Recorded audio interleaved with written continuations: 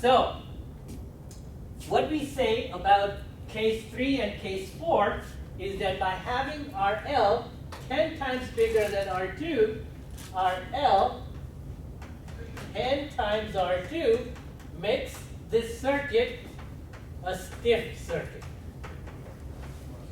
Okay, so this definition of the word stiff circuit means that that it is 10 times or more. So is this circuit even more stiff? Stiffer. Okay, so that's what we mean by the definition of the word stiff circuit, is that at the minimum my resistance is 10 times bigger than R2. So there in electronics, electricity, we're going to use this concept of 10 times bigger. Whether it's voltage, or resistance, or power, we talk about the 10 times equivalency, and in the case of a voltage divider circuit, if the load is 10 times bigger than the R2 value connected to ground, then we say the circuit is stiff and it's going to be okay. One last circuit that I'm going to talk about here, and I want you to draw this on the back page. Go to the back page. Go to the very back page. We'll call this case 5.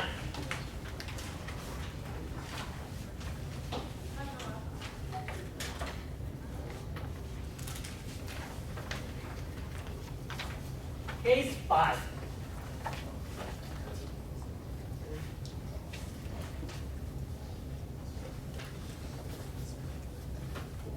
Case 5 is something that you haven't learned yet, but you will next year.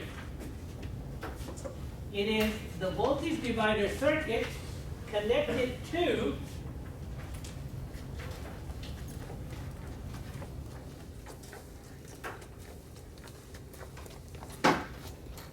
what we call an operational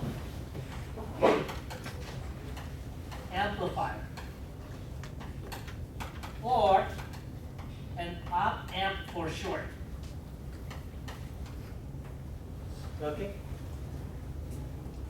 An operational amplifier is a special chip that is an integrated circuit. It's like the integrated circuit that we saw when we were talking about the 7805, the 317. Remember those chips that we use for voltage regulators?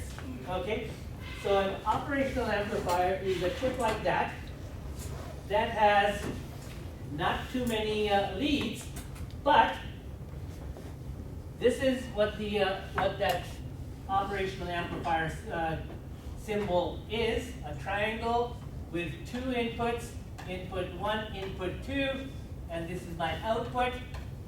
And when I tie the output to the input like that, what I have is a gain of 1. Gain equals 1. But the beauty of this circuit is that this equivalent resistance here, R equivalent, is greater than 1 mega ohm. So remember I talked about 1K, 10K, 20K.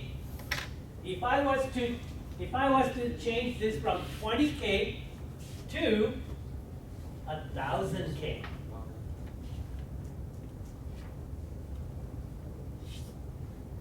not 50K, not 100K, not 500K, but 1,000K, what do you think would happen?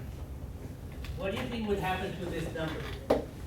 If I had 1K in parallel with 1,000K, okay?